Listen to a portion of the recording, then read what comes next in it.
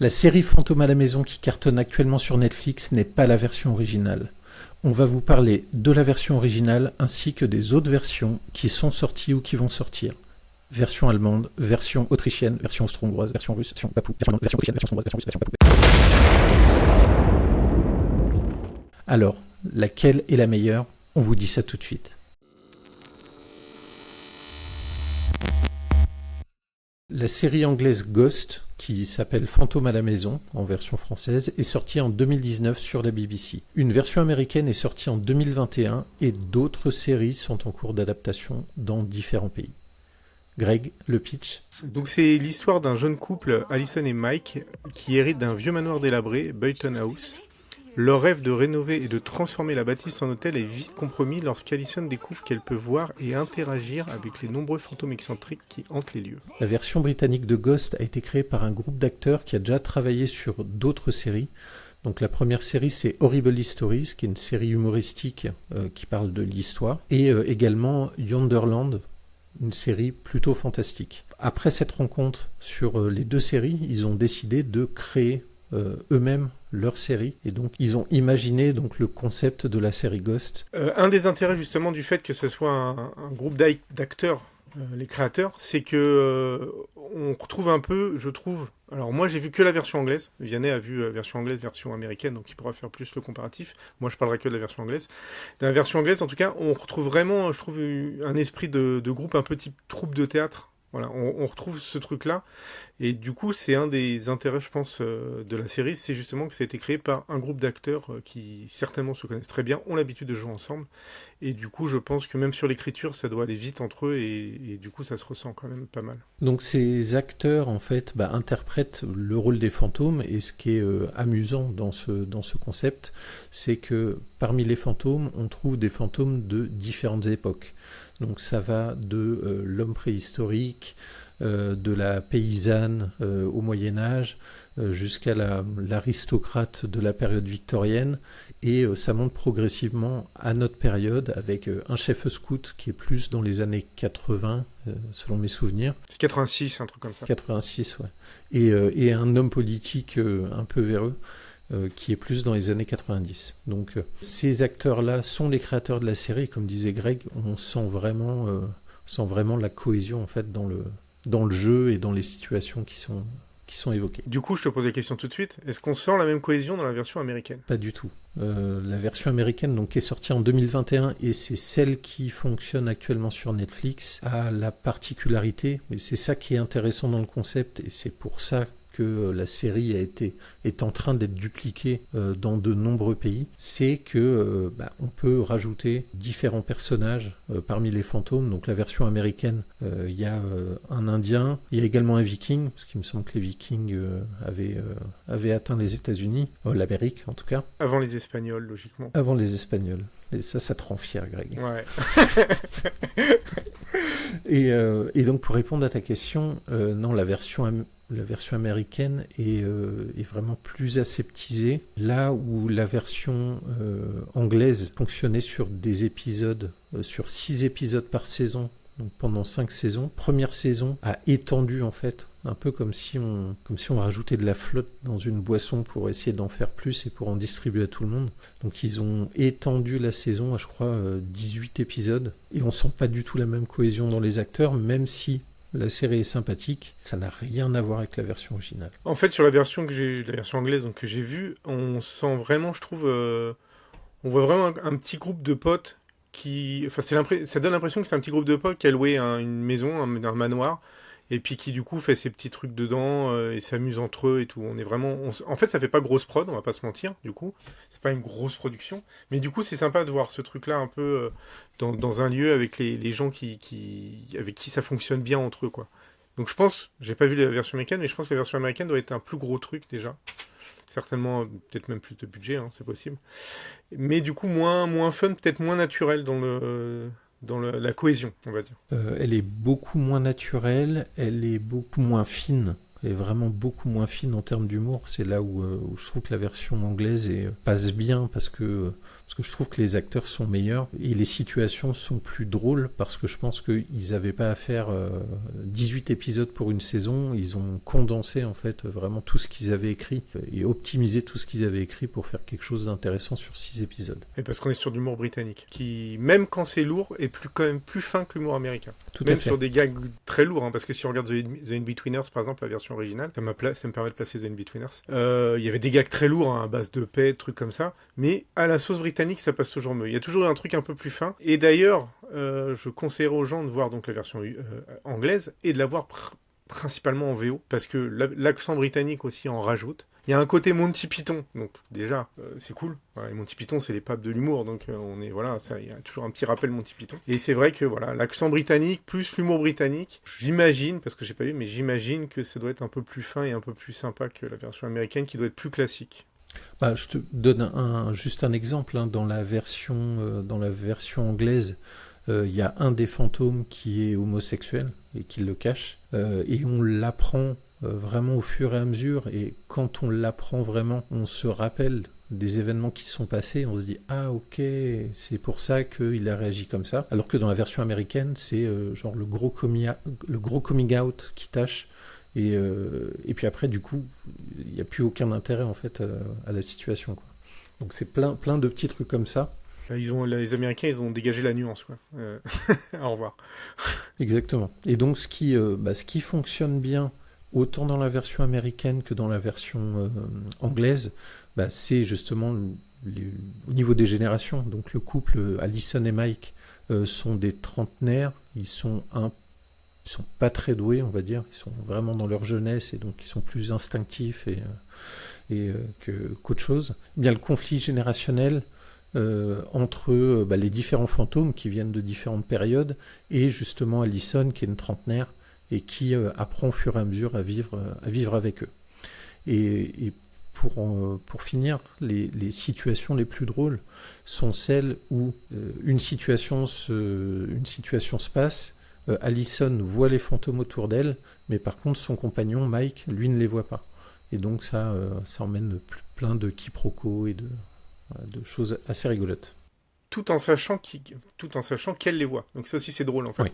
Le fait que quand il la voit réagir bizarrement, il sait qu'elle voit quelque chose, donc il réagit en conséquence, mais sans savoir précisément ce qu'elle voit. Et ça c'est vrai que c'est assez drôle en fait. Parce que s'il savait pas, ce serait juste un peu classique de dire il est surpris parce qu'elle fait des trucs bizarres.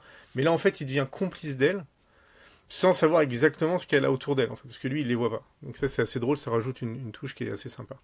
Et du coup, je dirais juste un petit truc sur l'actrice qui joue Alison, qui s'appelle Charlotte Ritchie, que je trouve très très bien, on en avait parlé, on trouve qu'elle est très bien, et qui me fait penser, je te l'avais dit, à Margot Kidder, qui était l'actrice dans Superman, le premier Superman de Richard Donner. Et elle a un jeu qui est assez sympa parce qu'elle a un côté très fille nature, assez neutre. Et donc tout l'humour est derrière et je trouve qu'elle est plutôt très bien. Les autres sont excellents, mais les autres sont plus sur des caricatures. Donc je dis pas que c'est plus simple, mais en tout cas on peut plus se lâcher, plus. Elle, c'est un peu plus subtil du coup, son jeu est un peu plus.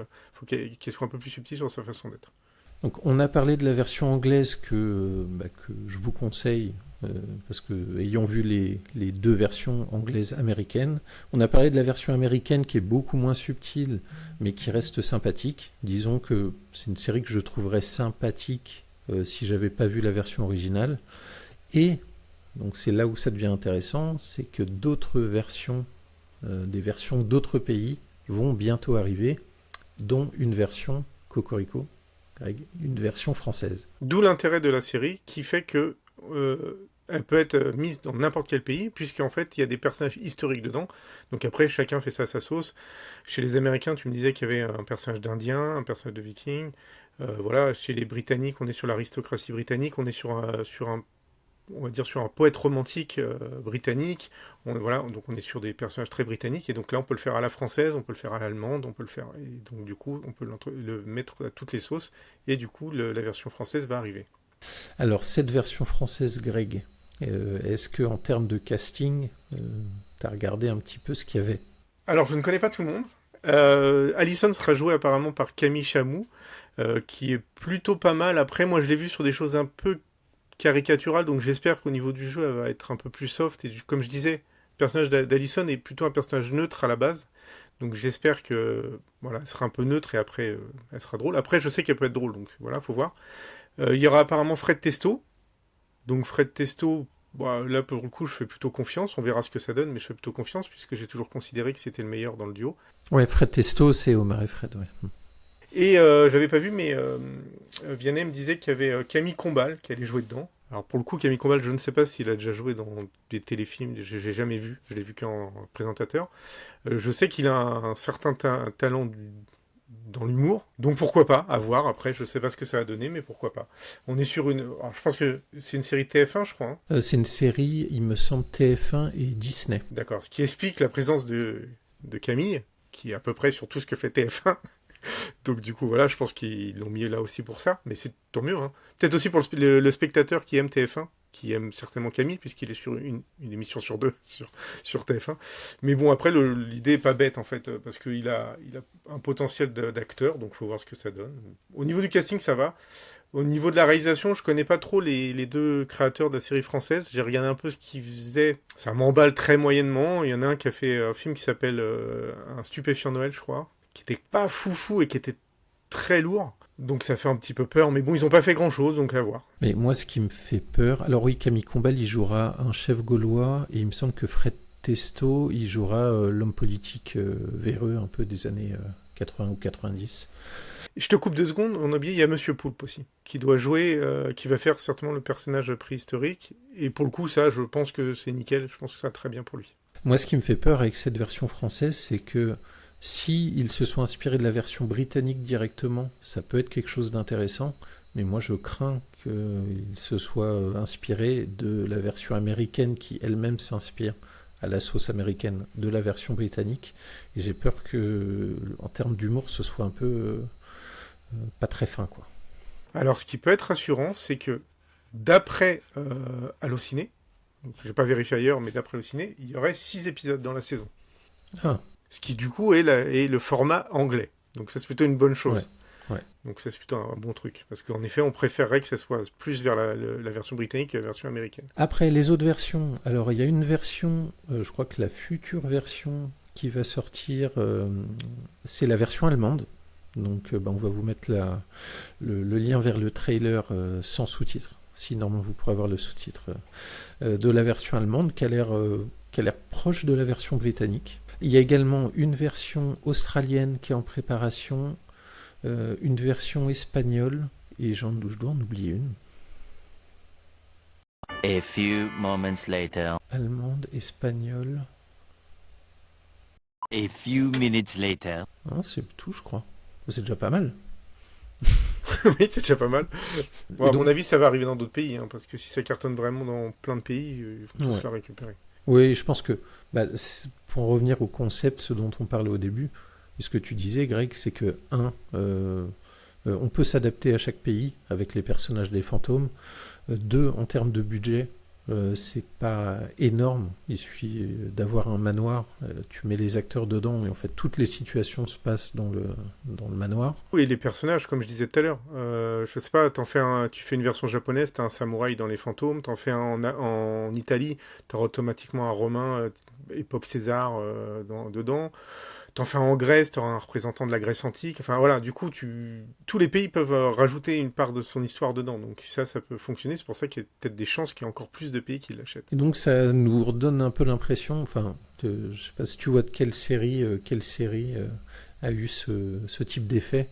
Une version anglaise qui est devenue une version américaine, qui est devenue une version française qui n'a pas marché du tout. Ça te parle ou pas? Non, je sais pas. Allez, une série ultra connue. C'est bien au-dessus de Ghost. Avec une version... J'ai des versions anglaises qui sont devenues américaines, mais pas françaises. Ah, et ben... J'ai Skin, j'ai The In-Betweeners, j'ai tout ça, mais... Non, The Office. Ah oui, putain. Ah oui, c'est vrai qu'il y avait une version française, oui. Le bureau. Ah oui, avec Berléand, j'avais oublié. Ouais, c'est vrai. Ouais. Et du coup, il y a une version australienne qui est sortie il n'y a pas longtemps, que j'ai pas osé regarder. Donc, j'ai l'impression que la Ghost, ça va être pire. Et parce que je pense que le sujet est plus tout public que la vie de bureau, en fait, je pense. Oui, je pense. Et puis rajouter des personnages historiques, c'est marrant dans tous les pays, je pense. C'est sympa dans tous les pays, ça peut être fun en fait. Notre avis sur la série quand même. On va donner notre avis parce que je sais pas si on a exactement le même. Moi j'ai bien aimé, donc j'ai vu que la version anglaise, je le rappelle, j'ai bien aimé. Et t'as vu que la première saison. Et j'ai vu que la première saison. J'ai bien aimé. Je n'ai pas accroché à fond dessus, donc je trouve ça drôle, je trouve ça efficace, mais c'est pas une série qui va, pour moi pour l'instant, qui m'a marqué plus que ça. Après c'est des formats, on est sur du 25 minutes, quelque chose comme ça, les épisodes, donc du coup par contre ça c'est vrai que ça se regarde vite, donc ça donne un peu envie de regarder quand même plus. Mais voilà, je la mets entre deux, elle est cool, mais voilà, c'est pas la série qui me marque le plus pour l'instant. Ben moi c'est une série qui, plus je l'ai regardée, donc version anglaise en version originale, plus je l'ai regardée, plus je l'ai appréciée. Et du coup, j'ai compris tout à fait pourquoi il y a une version américaine et pourquoi il va y avoir autant d'autres versions. Et dans la version anglaise, plus ça avance et plus les situations sont incroyables et plus c'est drôle. Et franchement, le petit groupe d'acteurs, donc j'en cite deux que j'apprécie particulièrement. Laurence Ricard qui joue l'homme préhistorique et il joue également un homme sans tête et Simon Farnaby qui joue le politicien. Je trouve que les acteurs sont top et je trouve qu'ils sont vraiment à fond dedans, qu'ils prennent plaisir à jouer et du coup ça me donne plaisir à regarder quand je vois autant de plaisir dans le jeu. Les personnages sont très drôles et d'ailleurs pour l'instant moi qui n'ai vu que 6 épisodes du coup, mon préféré c'est le chef scout. Et je trouve que ce personnage a l'air de sortir d'un dessin animé, en fait. Même physiquement, il a l'air de sortir d'un dessin animé.